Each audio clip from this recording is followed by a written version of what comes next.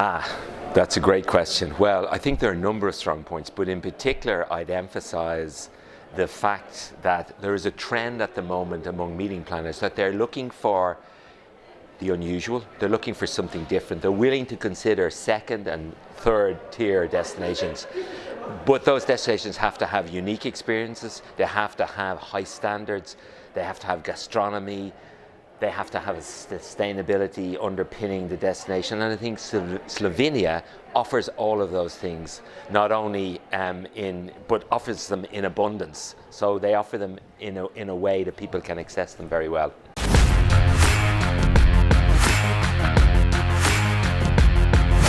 Yeah, well, again, I mean, incentives are made up of people. I know it comes as a shock, but people are the same, whether they're Congress delegates or they're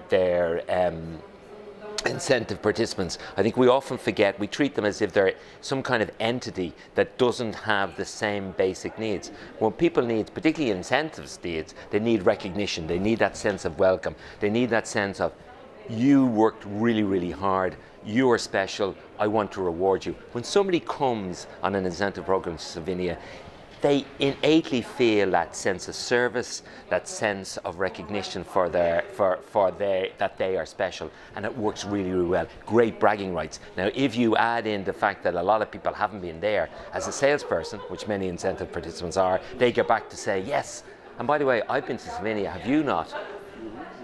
And of course, it's great bragging rights.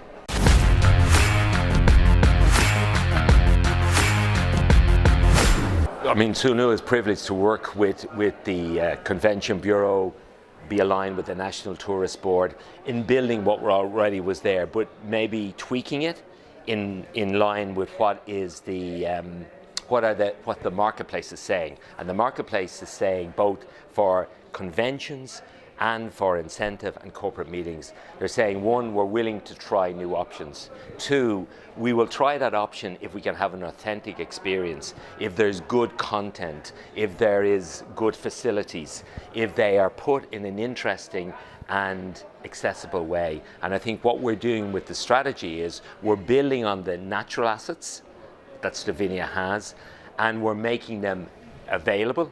We're making them more aware to a wider audience, and then we're facilitating that audience understanding how they can use Slovenia to meet their needs, be it a corporate or association goal.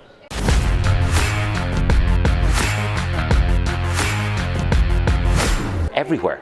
And the good news is, I suppose, is that there are lots and lots of new destinations everywhere. The great news is that in that competition, it keeps us sharp. It doesn't allow us in Slovenia believe our own lies. But I think obviously, geographically, within the region is the first competitive circle. And our friends in Croatia know the great destination, Montenegro, Bulgaria, they're all good destinations, but they're not Slovenia. And Slovenia has its unique assets, and it's making those assets accessible and understandable will make the success for the destination.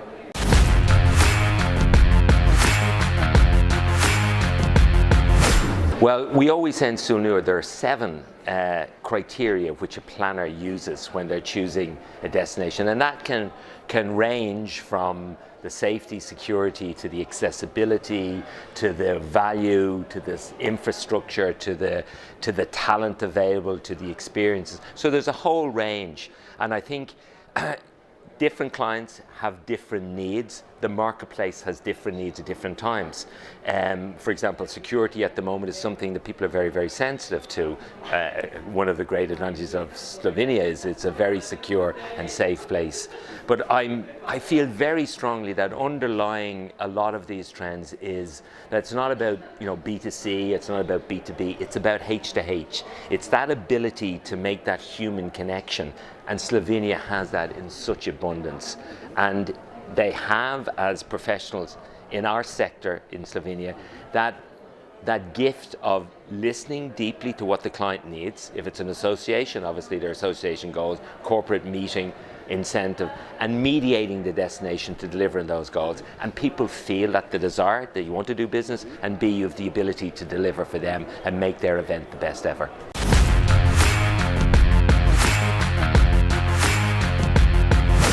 reading your magazines, because I've always something new to learn from those magazines. I think what keeps me up at night is never believing my own lies. Is what's great about marketing is the answer is usually staring you in the face if you can keep an open mind. And I'm always careful not to have inputs coming from one source. I think a good marketeer is concentrated on the customer first, deeply understanding the needs of that customer, and then being aware of the huge amount of channels you can draw information. And I've spent a lot of time watching what you're doing and learning from you, so that's what keeps me up at night.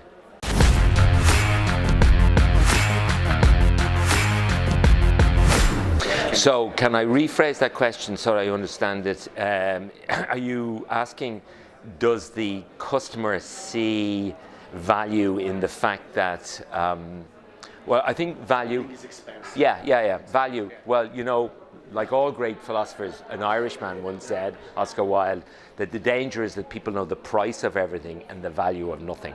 And I think when I look around the world, those successful destinations are very clear about value. And value is about providing the benefit to the client relative to the cost. If you don't charge enough, you're out of business. If you don't charge enough, your service levels fall. If you don't charge enough, don't have enough marketing budget to create awareness. So I would say that Slovenia is lucky at the moment because it's come from a lower base. Definitely the value is there because the standards are there. I think what you will always have to keep an eye on is a competitive, keeping an eye about the competitive set and see where the relative values are. But I'm never worried about price. I am worried about value. And value is about presenting your assets in a way to the customer that they see the real value in it.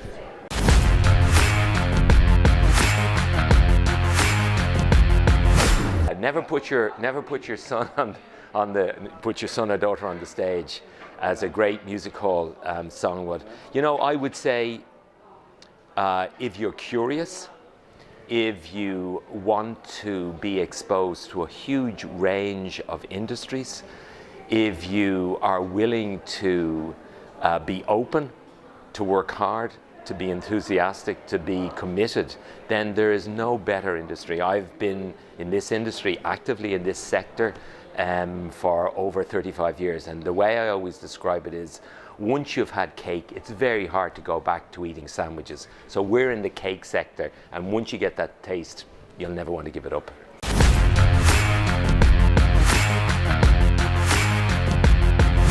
Well, I think Conventa was ahead of its time, because it understood that people were interested, people as in buyers. There was a need for a marketplace, both for the buying and selling, but also for the education. And that marketplace has to be very focused to specific buyers' needs. So to me, Conventa provides that great focus for the region. It creates that opportunity not only to network, to be educated, to buy and sell and know about new product. So for me, Conventa, if you even look at the style, the quality of the food, the different way the stands are put together, it's always been innovative. It pushes itself. And I think what keeps Conventa fresh and new is that desire to be ahead rather than behind what's needed.